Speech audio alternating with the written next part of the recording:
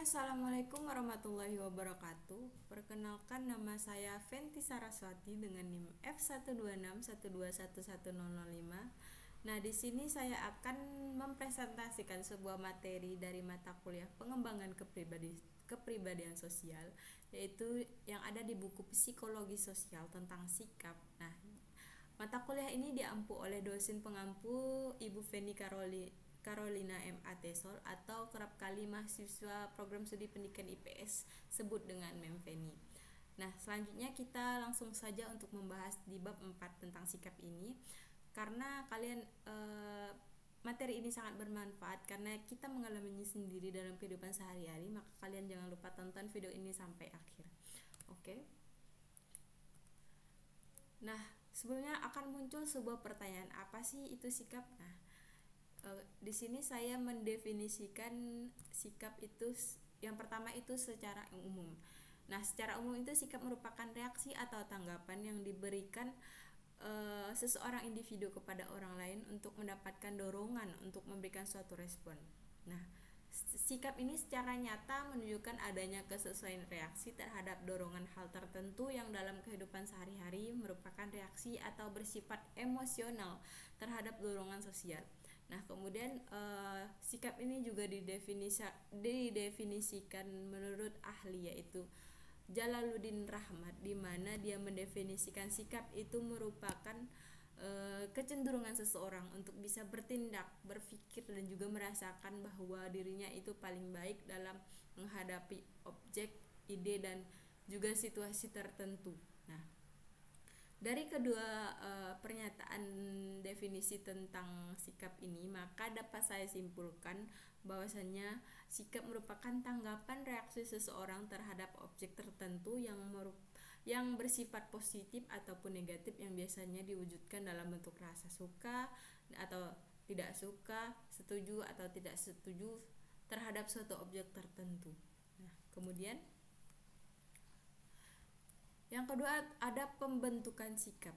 Nah, di pembentukan sikap ini terdapat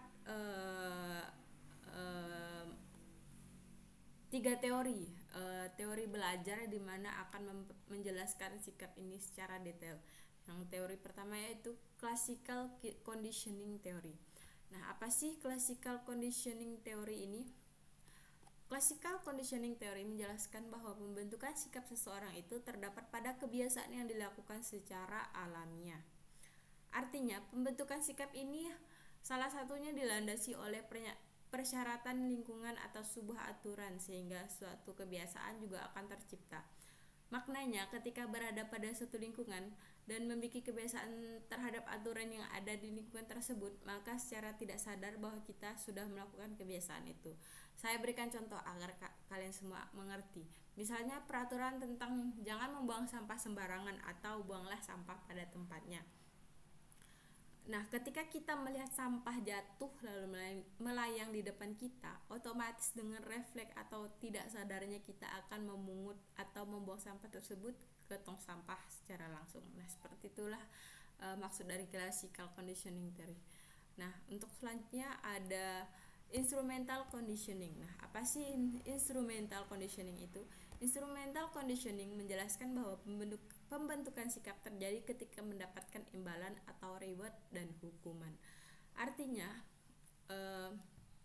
terbentuknya sikap seseorang menjadi buruk terjadi karena seseorang mendapatkan hukuman atau hal-hal negatif yang membuat diri seseorang itu menjadi merasa down. Dan sebaliknya, orang akan mendapatkan belajar merubah sikap tersebut dapat berubah ketika seseorang itu mendapatkan imbalan atau reward yang ke arah positif.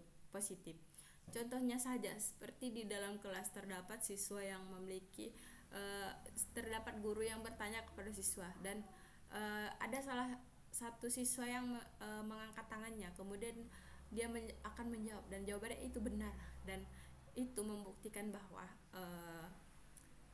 dan guru menyuruh seluruh kelas itu akan memberikan imbalan seperti reward, yaitu aplaus, tepuk tangan. Jadi siswa tersebut akan merasa positif terhadap aplaus tersebut, sehingga akan berdampak kepada sikap di kemudian hari, di mana siswa tersebut akan kembali mengangkat tangan dan menjawab pertanyaan yang guru ajukan. Sebaliknya, ketika ada siswa yang mengangkat tangan dan memberikan jawaban dan jawaban tersebut akan salah dan dia akan disuarakan oleh teman-temannya sekelas. Nah, seperti itulah pembentukan sikap di kemudian hari. Dia akan merasa malu dan merasa takut untuk mengangkat tangannya kembali untuk menjawab pertanyaan yang ditanyakan oleh guru, seperti itu. Kemudian yang ketiga ada belajar melalui observasi atau modeling. Nah, modeling di sini itu bukan model yang berjalan di atas catwalk, bukan seperti itu. Nah, belajar melalui observasi atau modeling ini maksudnya itu pembentukan sikap pada diri seseorang itu terjadi ketika dia melihat sesuatu dan menjadi model atau contoh yang akan diikutinya. Nah, artinya ketika melakukan suatu hal atau memberikan respon terhadap sesuatu, terkadang kita akan berperilaku seperti halnya orang lain yang lakukan. Sebagai contoh, ketika dalam kehidupan sehari-hari kita membuka sosial media dan menonton atlet bulu tangkis yang menjuarai suatu pertandingan. Nah, bagi orang-orang yang menyukai olahraga seperti bulu tangkis ini akan terpacu untuk berlatih, bahwasanya dia ingin menjadi seorang atlet bulu tangkis seperti yang juara itu, seperti itu. Nah, contoh simpelnya saja, misalnya terdapat anak kecil yang sedang belajar berbicara, maka ketika orang tuanya mengajarinya, maka dia akan mengikuti apa yang dikatakan orang tuanya. Seperti itulah belajar melalui observasi atau modeling, karena dia yang akan mengalaminya, seperti itu. Oke, lanjut. Nah, yang tadi kita akan membahas pembentukan sikap dan sekarang kita akan membahas perubahan sikap. Nah, apa sih perubahan sikap itu? Perubahan sikap itu terjadi karena beberapa cara yang dikemukakan oleh ahli psikologi, yaitu yang pertama ada komunikasi persuasif. Nanti kita akan bahas ini saya akan memberikan beberapa halnya saja dan kita akan menjelaskan di slide selanjutnya. Yang kedua itu ada teori disonansi kognitif, dan yang ketiga ada congruity teori. Nah, apa sih ketiga hal tersebut? Nah, mari kita ulas. Yang pertama yaitu komunikasi persuasif. Nah, komunikasi persuasif itu bertujuan untuk mengubah atau mempengaruhi kepercayaan, sikap, dan perilaku seseorang terhadap sehingga bertindak sesuai dengan apa yang diharapkan. Nah, faktor yang mempengaruhi keberhasilan dalam komunikasi persuasif yaitu yang pertama yaitu komunikator. Kenapa komunikator itu merupakan faktor yang mempengaruhi keberhasilan? Yang pertama yaitu saya akan menjelaskan komunikator terlebih dahulu. Komunikator adalah seorang atau sekelompok orang yang bertindak sebagai pengirim pesan atau yang menjadi sumber kepada komunikan dengan sebuah proses komunikasi atau sebuah hubungan. Nah, komunikator ini harus berkualitas karena semakin besar pula kemungkinan untuk mengubah sikap seseorang ketika dia sudah berkualitas tinggi, sehingga itu akan dipercaya oleh orang atau yang pendengar dari komunikator bicarakan, seperti itu. Yang pertama syarat untuk memenuhi komunikator yang berkualitas itu yang pertama adalah tingkat keahlian. Semakin tinggi tingkat keahlian dari komunikator, maka semakin besar pula dia untuk mempengaruhi dari komunikator atau pendengar yang mendengar pesannya. Yang kedua itu motivasi dan intensi komunikator. Artinya ketika seseorang memiliki maksud serta memberi motivasi yang baik kepada penerima pesan atau komunikan, maka motivasi untuk bermaksud merubah komunikan itu menjadi lebih baik akan diterima dengan baik oleh komunikan, seperti itu. Yang ketiga itu ada daya tarik. Nah, ketika seorang komunikator sudah memiliki daya tarik, maka memungkinkan untuk komunikan tertarik untuk berubah. Biasanya komunikator yang memiliki daya tarik tinggi dan disukai oleh audiens akan lebih mudah untuk mengubah sikap dari audiens tersebut. Oke, faktor yang kedua ada isi komunikasi dan situasi. Apa sih isi komunikasi dan situasi itu? Artinya ketika dua orang atau lebih melakukan komunikasi, misalnya sebuah nasihat, maka seorang penasihat harus memperhatikan situasi yang ada. Contohnya, ketika seorang teman kita sedang emosi pada sesuatu dan kita memberikan nasihatnya, tentu tidak akan ada penerimaan nasihat tersebut yang kita berikan. mungkin akan ada penolakan. Nah, untuk memberikan nasihat tersebut kita harus menunggu situasi dan kondisi yang memungkinkan, misalnya emosi yang sudah mereda dan sudah tenang, dan saat itu nasihat kita akan diterima atau didengarkan. Oke. Faktor yang ketiga yaitu penerima pesan. Penerima pesan itu adalah orang yang menerima pesan atau seorang komunikan. Terdapat dua penerima pesan, yaitu orang yang memiliki kepercayaan harga diri tinggi dan orang yang memiliki kepercayaan harga diri rendah. Nah, biasanya penerima pesan yang memiliki kepercayaan harga diri tinggi ini sulit untuk mengikuti apa yang dikatakan komunikator. Karena orang yang memiliki harga diri tinggi itu biasanya teguh pendiriannya, dan orang yang memiliki harga diri rendah itu biasanya perlu dinasihati oleh orang lain dan memerlukan orang lain. Oke, selanjutnya kita akan membahas yang kedua, yaitu teori disonansi kognitif. Nah, apa sih teori disonansi kognitif itu? Teori disonansi kognitif adalah teori yang menjelaskan tentang perasaan tidak nyaman yang dimiliki seseorang ketika mereka melakukan sesuatu yang tidak sesuai dengan apa yang mereka ketahui, atau memiliki pendapat yang tidak sesuai dengan keyakinan mereka sendiri. Seperti animasi, saya memberikan tanda negatif karena tidak sesuainya pendapat dalam diri terhadap orang lain. Nah, disonan ini biasanya dirasakan tidak menyenangkan atau tidak mengenakan, sehingga orang yang mengalaminya berusaha untuk mengurangi atau menghilangkannya. Yang kedua itu ada congruity theory. Congruity theory adalah menyatakan bahwa pernyataan yang dikemukakan tentang suatu objek bisa dinyatakan dalam bentuk pernyataan positif atau negatif, sehingga dalam mempengaruhi perubahan sikap seseorang yang mendengarnya, baik itu perubahan sikap ke arah positif atau negatif, dapat terjadi perubahan ke arah negatif seperti itu. Oke, selanjutnya kita lanjut ke materi perbedaan sikap dan perilaku. Untuk perbedaan sikap dan perilaku itu ada dua, yaitu perbedaannya, hubungannya itu sikap adalah perbuatan yang dilakukan berdasarkan pendirian dan cara seorang berbuat itu melalui ucapan, bahasa, atau posisi tubuh, misalnya cara berbicara dan sikap tubuh yang sopan saat berhadapan dengan orang yang lebih tua atau seorang atasan. Sedangkan perilaku adalah tanggapan dari aksi individu terhadap lingkungan, misalnya bagaimana respon yang diberikan orang yang lebih tua atau yang seorang atasan ketika diajak bicara orang-orang yang lebih muda atau bawahannya, apakah merespon dengan baik atau bahkan tidak. Artinya, sikap itu hanya bahasa tubuh yang memang kita dapat ucapkan, posisi tubuh kita untuk merespon orang itu seperti apa, sedangkan perilaku itu bagaimana cara orang tersebut merespon pendapat kita atau bagaimana kita merespon pendapat orang yang lain, seperti itu. Itulah hubungan dari perbedaan sikap dan perilaku. Selanjutnya ada pengukuran sikap. Nah, bagaimana sih pengukuran sikap itu? Kok bisa pengukuran sikap itu dilakukan? Seberapa besar sih sikap yang harus kita dapatkan atau jumlahnya? Nah, seperti ini kita itu. Pada umumnya pengukuran sikap itu dibagi menjadi 3, yang ini kita akan bahas, yaitu yang pertama itu wawancara, yang kedua ada observasi, dan yang ketiga ada kuesioner. Nah, wawancara di sini adalah cara yang dilakukan dengan menggambarkan daftar pertanyaan yang ditanyakan langsung kepada responden.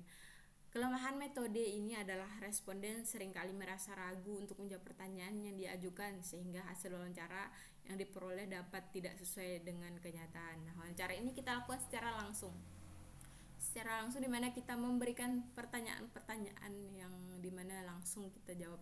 Kelemahannya itu tadi mungkin responden itu menjawabnya ragu-ragu atau memang sedikit lupa atau bagaimana. Nah, belum selesai. Maaf guys. Oke, yang kedua itu ada observasi. Observasi apa sih? Pengamatan langsung tingkah laku individu terhadap suatu objek sikap. Secara umum, metode ini sulit dilakukan karena adanya kecenderungan untuk memanipulasi tingkah laku yang terlihat apabila responden mengetahui bahwa dirinya sedang diamati. Nah, observasi ini memiliki kekurangan, karena biasanya orang yang sudah mengetahui bahwasanya dia itu diobservasi atau diamati, maka mereka akan memberikan sikap yang terbaik bagi pengamat karena dia tidak ingin terlihat buruk, sehingga kita harus menutupi ketika kita harus mengamati mereka gitu, kayak fake gitulah. Oke, yang ketiga ada kuesioner. Nah, kuesioner ini digunakan untuk mengukur nilai tertentu dalam objek sikap di setiap pernyataan. Di sini setiap responden mengisi langsung tingkat kesetujuan atau ketidaksetujuan terhadap pernyataan yang dibuat dalam bentuk pertanyaan. Itu kuesionernya diberikan seperti itu, namun diberikannya tidak secara langsung, mungkin bisa melalui handphone atau sebagainya gitu. Oke, lanjut. Kita selanjutnya akan membahas self report. Nah, apa sih self report itu? Self report yaitu jenis survei, kuesioner atau pendapat di mana responden membaca pertanyaan dan memilih jawaban sendiri tanpa campur tangan pihak lain.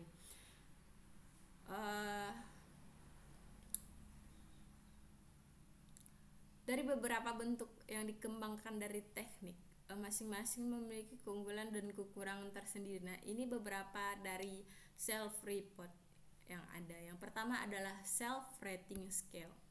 Nah, self rating scale ini merupakan pertanyaan evaluatif terhadap suatu objek tertentu. Untuk masing-masing pertanyaan disediakan juga jawaban sedemikian rupa sehingga responden tinggal memilih satu kemungkinan jawaban yang tersedia. Contohnya, pada pengukuran sikap terhadap kenaikan UKT Universitas Tanjung Pura ya misalnya ya. Nah, apakah mahasiswa itu senang atau atau sangat setuju atau sangat tidak setuju dengan kenaikan UKT ini. Nah, di sini untuk mengukur sikap kenaikan UKT ini tentu dibutuhkan sejumlah item atau pernyataan sehingga berbagai aspek dari topik yang akan bisa terwakili. Dari sejumlah item ini kemudian dijumlahkan. Jadi mahasiswa itu diberikan kuesioner. Nah, apakah mahasiswa itu setuju atau tidak setuju terkait pernyataan bahwa UKT di Universitas Tanjung Pura itu naik misalnya, itu diberikan nilai. Ketika mahasiswa sangat tidak setuju dan pilihan yang kedua adalah sangat setuju. Nah, di situ diberikan nilai, dan di situ ketika mahasiswa sudah menjawab, di situ akan dijumlahkan. Nah, seperti itulah pengukuran sikap terhadap pendapat mahasiswa. Yang kedua yaitu skala Likert. Apa sih skala Likert itu? Skala ini yaitu pertama kali dikenalkan oleh Francis Likert pada tahun 1932. Sehingga lebih dikenal sebagai skala Likert.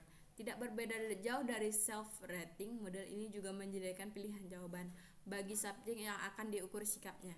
Perbedaannya terletak pada tipe jawaban yang tersedia, yaitu terbatas pada tingkat persetujuan terhadap pernyataan yang ada. Langsung saja ke contoh. Misalnya tadi diberikan pernyataan cuma 2 ya kan. Ini terdapat 4 pernyataan, yaitu setuju, sangat tidak setuju, dan sangat setuju. Nah, apakah mahasiswa itu dengan kenaikan UKT di Universitas Tanjung Pura ini dengan poin yang satu yaitu sangat tidak setuju, yang kedua itu tidak setuju, yang ketiga itu setuju, dan 4 sangat tidak setuju. Maka untuk mengetahui sikap responden terhadap suatu topik ini, maka semua jawaban nanti akan dijumlahkan sehingga didapat nilai total dari sikap tersebut yang diberikan kuesionernya. Oke, yang ketiga ada pernyataan. Nah, ini ada pernyataan, yang tadi kan pertanyaan, beda ya. Pertanyaan sama pernyataan itu mahasiswanya ditanya dan itu dia memilih. Dan ini dia ada pernyataan. Pernyataan ini menggunakan model responden diminta untuk menilai suatu objek atau konsep pada satu skala yang mempunyai 2 kata sifat yang berlawanan. Misalnya, kenaikan UKT ini apakah baik atau lawannya jelek, dan menguntungkan atau lawannya merugikan. Yang ketiga itu ringan atau berat, yang lawannya berat. Kemudian bijak atau lawannya tidak bijak. Nah, ini biasanya diberikan garis di tengahnya. Misalnya baik dan jelek, itu ada 5 garis. Dan setiap garis itu, ketika satu garis di arah baik itu bernilai 1. Dan kemudian ketika di tengah-tengah itu nilainya adalah 3. Nah, jika mahasiswa itu memilih lebih cenderung ke garis yang baik, maka nilainya akan 1. Dan ketika akan memilih tengah itu nilainya 3, dan ketika memilih lebih kanan adalah nilainya 5, seperti itu. Nah, dari jawaban itu juga akan dijumlahkan, akan mendapatkan nilai sikap dari tanggapan mahasiswa, seperti itu. Kemudian yang selanjutnya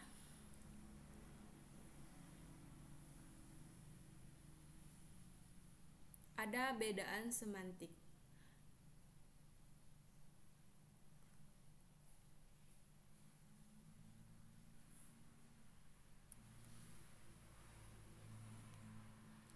Bedaan semantik ini menggunakan model responden diminta untuk menilai suatu objek dengan konsep pada suatu mohon maaf guys, salah.